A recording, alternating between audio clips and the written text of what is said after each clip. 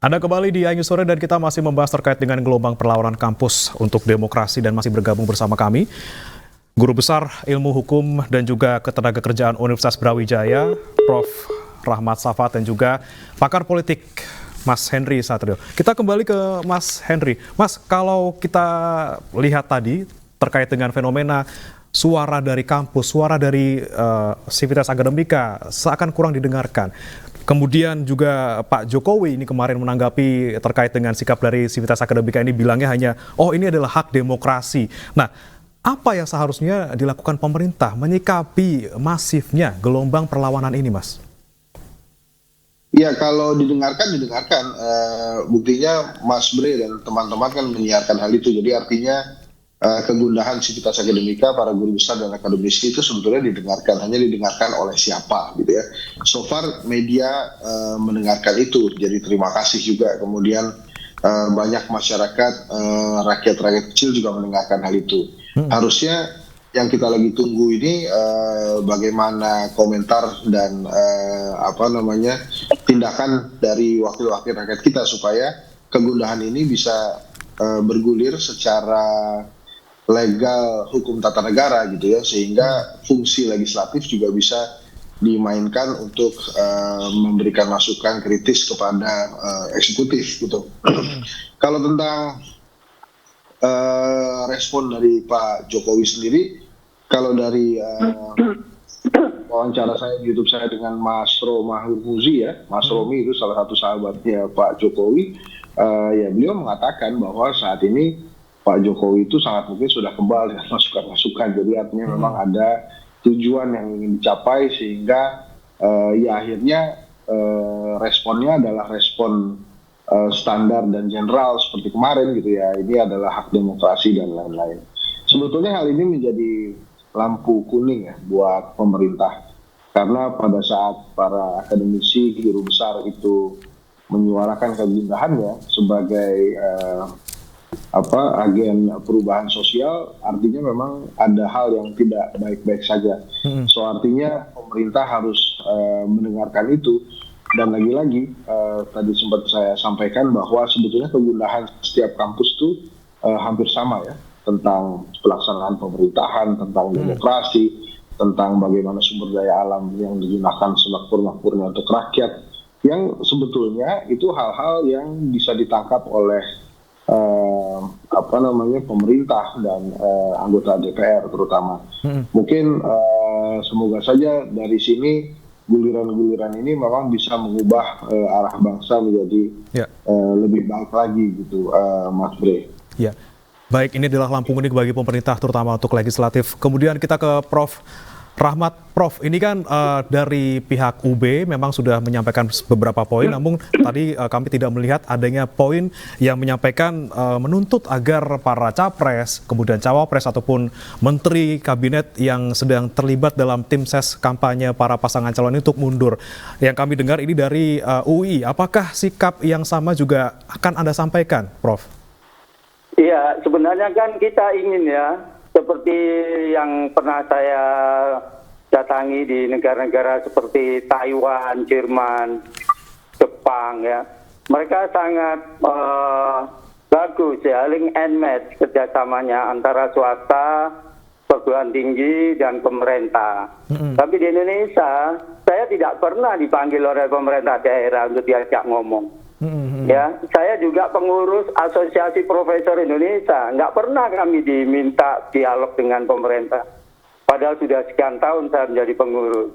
Baru kalau kita minta, ya kalau ada waktu dipanggil. Pernah kita dialog dengan Kementerian Aparatur Negara. Tapi yang lainnya tidak jalan. Oleh karena itu budaya dalam pengambilan keputusan dengan melibatkan perguruan tinggi, pengusaha, itu penting ya. Produk-produk perguruan tinggi itu banyak, inovasinya banyak. Brawijaya, inovasinya banyak. Tapi tidak pernah didengar oleh pemerintah daerah maupun pemerintah pusat. Ya, sehingga inovasi-inovasi atau temuan-temuan perguruan tinggi itu ya berada di laboratorium, tidak ada yang mau menindaklanjuti. Oke. Ya. Jadi ini harus dibangun budaya mengambil keputusan dengan melibatkan tiga pihak itu. Oke, keterlibatan dari kampus tidak didengar seperti itu ya, Prof ya. Kemudian apakah kalau kita berbicara spesifik terkait dengan pemilu yang sedang berjalan ini, apakah ada dari pihak UB yang menerima intimidasi terkait dengan katanya Prof Mahfud kan ada kampus-kampus yang mendapatkan intimidasi bahwa kampus harus bilang bahwa pemerintah harus dipuji gitu. Untuk saat ini Brawijaya belum ada yang mendapatkan tekanan-tekanan. Kita bebas menyampaikan pikiran-pikiran sepanjang didasarkan atas data ya. Baik. Kita ke Prof, masuk kami ke Mas Henry lagi. Mas Henry, ini kan tadi yang saya tangkap dari Prof Rahmat ini adalah memang suara kampus yang belum juga didengar dan juga kurangnya pemerintah ataupun pihak terkait yang melibatkan pihak kampus dalam pengambilan keputusan.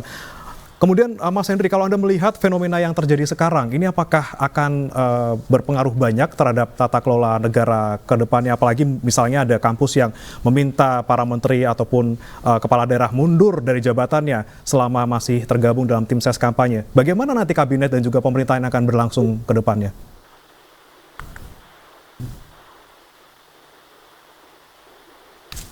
Mas Henry? Ya Mas Henry, kami tidak bisa mendengar suara Anda, mungkin bisa diambil. Jadi gini, ya.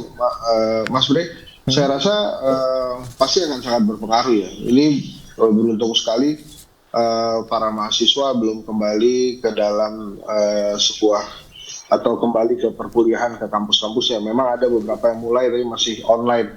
Nanti setelah tanggal 14 rata-rata kampus termasuk Brawijaya kalau saya tidak salah akan mulai perkuliahan.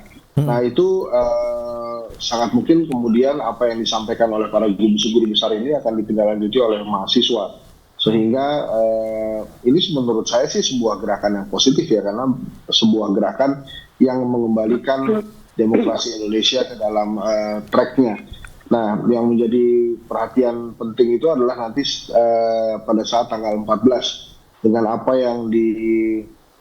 yang sudah disampaikan keresahan-keresahan dari para guru besar tentang demokrasi, bagaimana nanti pemilu dan pilpres dilaksanakan dan bagaimana hasilnya, apakah kemudian hasilnya akan bisa diterima oleh rakyat Indonesia atau karena ada keresahan-keresahan dari para guru besar yang memandang ada demokrasi yang tidak berjalan dengan semestinya maka kemudian dipertanyakan oleh rakyat Indonesia. Nah itu sebuah hal yang perlu kita diskusikan lebih jauh. Tapi menurut saya apa yang disampaikan oleh para guru besar, kemudian sivitas akademika di berbagai universitas di Indonesia itu harusnya menjadi alarm penting, peringatan penting buat pemerintah untuk kembali menjalankan roda pemerintahan dengan kepatutan, dengan kewarasan dan kewajaran.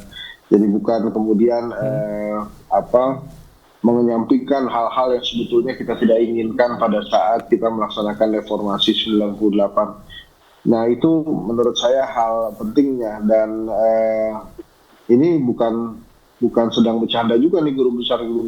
Jadi pada saat mereka menyampaikan kegelisahan, keresahan gitu ya, memang artinya sudah ada banyak hal yang harus diubah gitu, terutama dengan ini adalah tindakan pertama seingat saya dari para sivitas akademika dan guru besar untuk memberikan peringatan kepada pemerintah selama hampir 10 tahun pemerintahan Joko Widodo berlangsung. Jadi artinya selama Presiden Jokowi menjadi presiden gitu ya, selama Pak Jokowi menjadi presiden, ini kali pertamanya keresahan dilontarkan langsung oleh para guru besar dan sivitas akademika kampus gitu.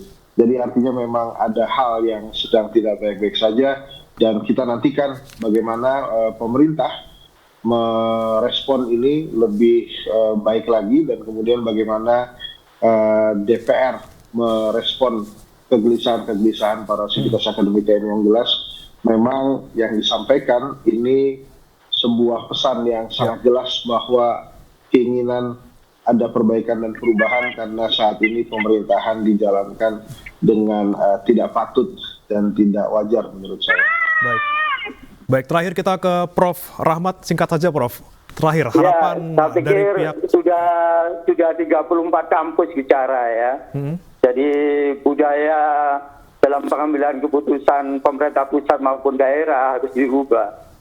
jangan jadikan proyek aja, karena ada dialog-dialog dengan guru besar hanya proyek, kemudian difoto-foto untuk laporan. Jangan begitu.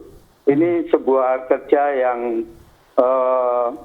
memiliki nilai besar ya, karena jumlah guru besar Indonesia hampir 6.000, 7.000, 6.000 ya. Kalau dimanfaatkan betul pikiran-pikirannya, maka Indonesia ini dalam waktu yang begitu cepat akan jauh lebih bagus dibanding saat ini. Nah, oleh karena itu, kalau ada pikiran-pikiran profesor, jangan dimusuhi. Ya, Palangan Istana dan Jokowi jangan memusuhi. Undang mereka, ajak ngomong. Apa kehendak mereka, apa inovasi-inovasi mereka. Ya, ini yang barangkali perlu dilakukan oleh pemerintah. Baik, terima kasih Prof. Rahmat Safaat, Guru Besar Universitas Brawijaya, dan juga Mas Henry Satrio, pakar politik Kedai Kopi, telah bergabung bersama kami di News Sore. Terima kasih, Prof. Pemirsa, Capres nomor urut 3 Ganjar Pranowo diadang oleh pendukung Capres Prabowo Gibran saat berkampanye di Balikpapan, Kalimantan Timur. Informasi akan hadir usai jeda berikut.